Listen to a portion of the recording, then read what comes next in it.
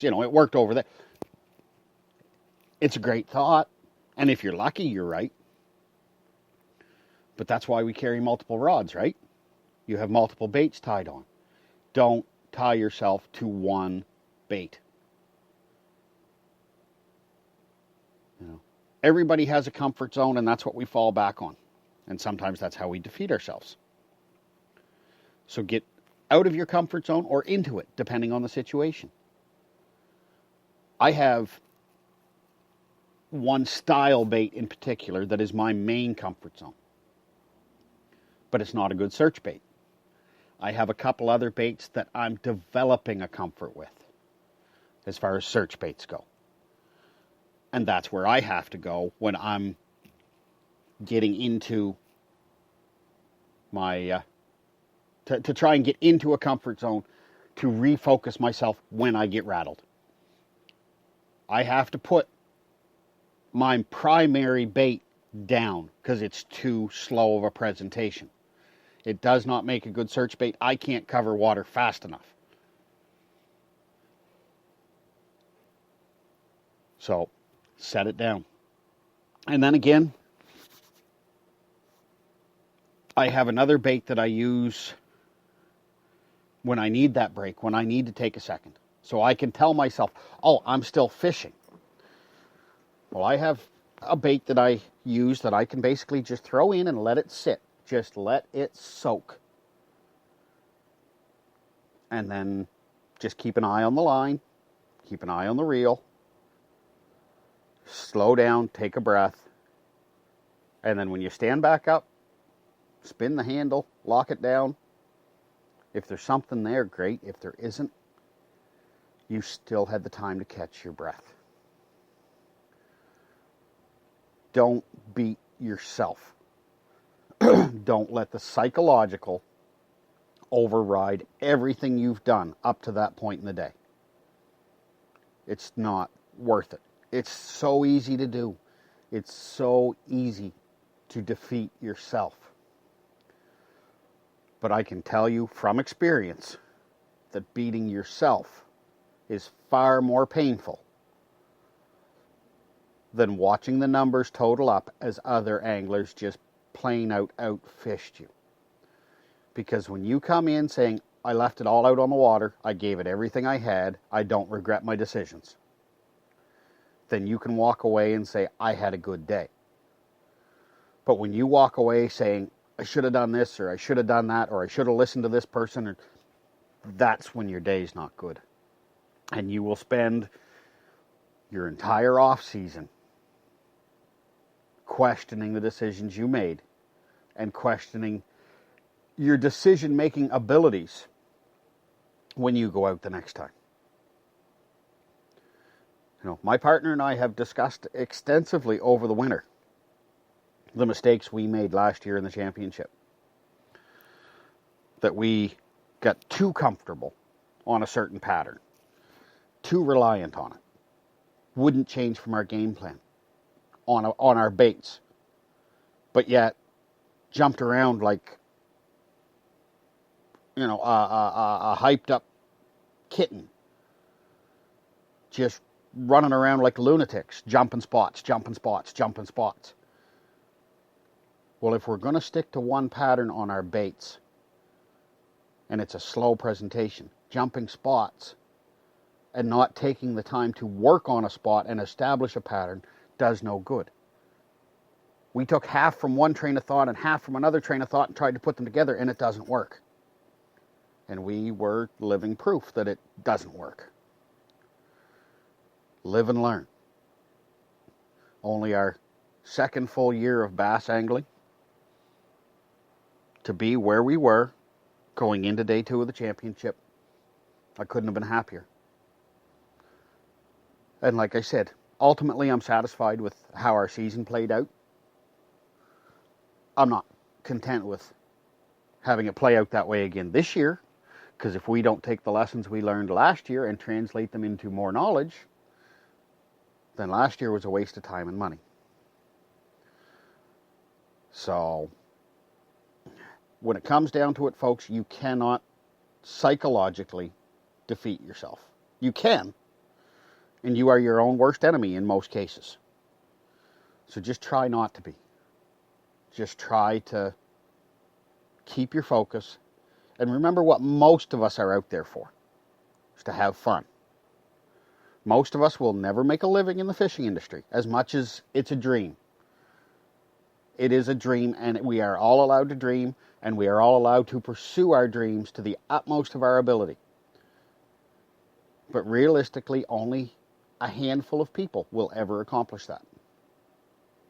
But that doesn't mean the rest of us can't have a whole lot of fun in the process. So just take some notes. Keep an eye on yourself. If you're fishing team, keep an eye on your partner. If you and your partner can't discuss openly the mistakes the other ones are making, then maybe you've got the wrong partner. Keep an eye on what your partner's doing. Have your partner keep an eye on you.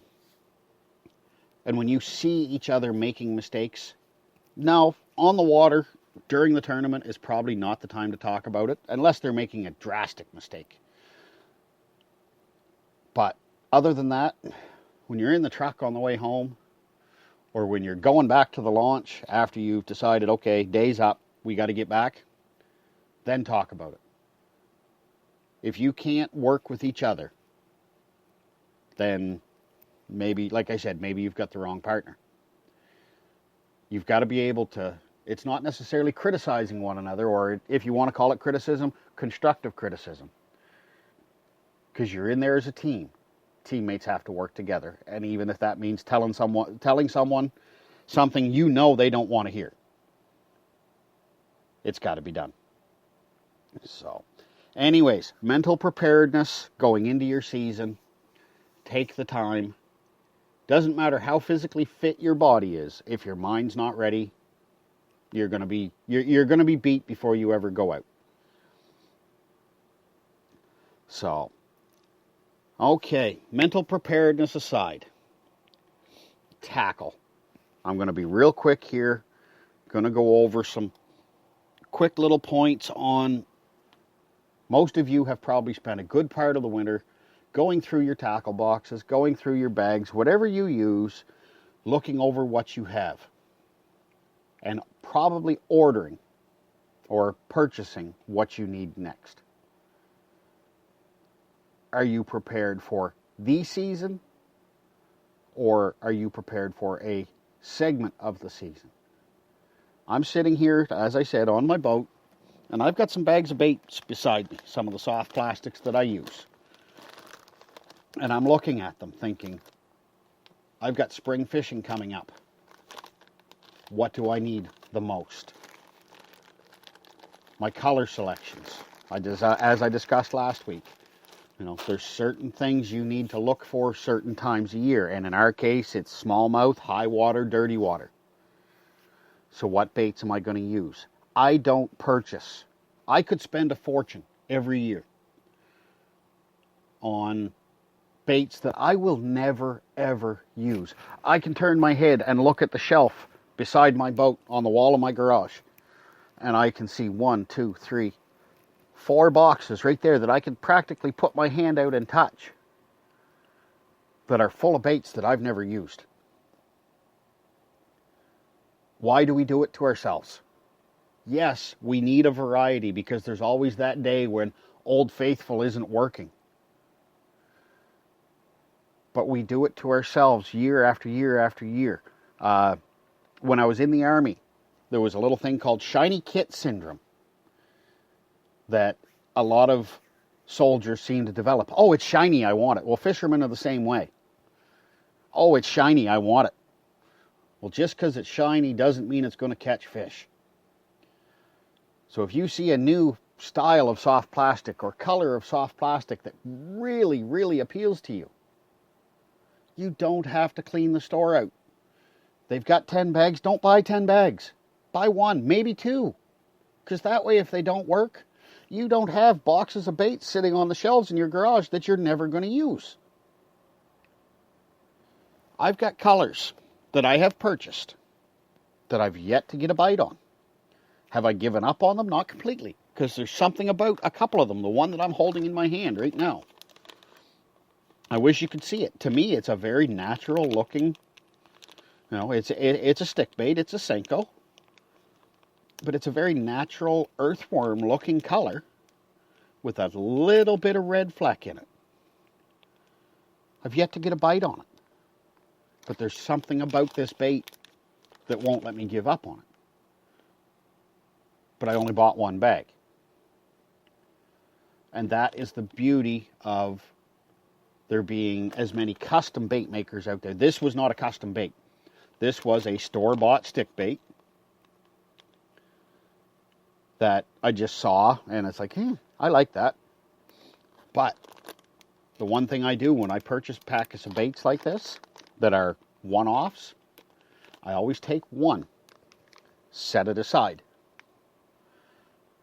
And if they start working for me, I will take that one and I can either ship it to, or at the very least photograph it and send it to, in my case, Southern Yankee Baits. I'll send it down to Tommy down in North Carolina and see how close he can get to matching me that color. Why purchase? So that way, no matter what, I know if I go back to the store and that bait's not there, I'll get that color duplicated as closely as possible. Those options are there. No, I'm not saying to rip off one manufacturer with another. But if that manufacturer or your local store stops carrying that brand or that color, and for some reason you can't find them, there are always options to get them replaced. So don't overstock your baits, I guess is what I'm trying to say. Keep your selection so it's not overwhelming. We all see shots of the top level, of the top level pros. And they'll open up the compartments on their boats and it's just stuff everywhere. Well, don't forget how many bodies of water they fish. They open up the backs of their trucks and there's more boxes, and that's what they do for a living. That's not their hobby like it is for most of us. Just don't overwhelm yourself, I guess is what I'm trying to say, folks. Keep your bait selections narrowed down. It's easier on the pocketbook, and it's also a little easier on the head come tournament day because you're not second guessing your choices as often. If I've got 600 choices in the boat, I don't have time to throw 600 different baits in the run of the day. I'm going to second guess myself on what to throw. I keep some that I'm comfortable with and some that I I'm going to experiment with. But my experimental baits normally stay out of the boat on tournament day. They are there during pre-fishing and fun fishing excursions, and that's it. My time's almost up for today, folks, so before I let you go, I do have to congratulate the winners of our NB Bassin contest, our Bassmaster Classic giveaway that we ran on Facebook. Marcel Lavalle, he has won a package of Southern Yankee Bait Buzz Bugs and a Northern Michigan Outfitters t-shirt. And John Field, he also has won a package of Southern Yankee Bait Buzz Bugs and a t-shirt from Northern Michigan Outfitters. So I want to thank Southern Yankee Baits and Northern Michigan Outfitters for providing those prizes for us and partnering with us for the giveaway. And I want to thank everybody who took the time to enter. And once again, congratulations to Mr. Edwin Evers on his Bassmaster Classic victory. And I can't leave without at least saying again, Mr. Charles Sim, my hat's off to you, sir. Pure class act, and as a Canadian angler, I honestly could not be more proud. And I have a sneaking suspicion, Charles, that we're going to see you on that stage again one of these days. So, once again, ladies and gentlemen, I want to thank you all for listening. If you have any questions, comments, inquiries, criticisms, anything at all, visit our Facebook page, NB Bassin, or drop a comment here on Spreaker and let us know what you think. Thank you all for listening, and I will see you. I guess I won't see you, but hopefully you will hear me again next week. Take care, everyone.